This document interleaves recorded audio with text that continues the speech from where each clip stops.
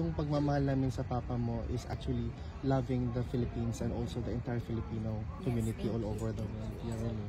Please be strong. Yes, I will. Thank and you. Together with your family. I think you should tell that to my mom kasi yan yung iyakin. So, ako walang problema sa akin. So, thank you Palaban dahil ka.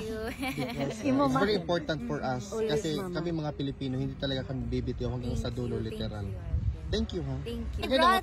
I think I brought like 15 pairs of these. Okay, here you have it. Because I don't want to have to wake up in the morning and then I have to think of what I need to wear. Like, there are more pressing matters to attend to. So, okay, just wear black. Yeah, that's good. And makapayat ang black. So, alam, mag-black na ito, guwapa. Yeah. So, makapayat. Well, namayat man jud ko. Kay, you know, I'm like my mom, malaman. Pero I was 60 plus before. Oh my God.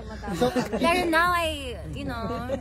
Can you give a message to the Filipino community all over the world personally? Yes. Your own conviction and your message to the Filipinos. For me, honestly, I'm still a student. I'm young.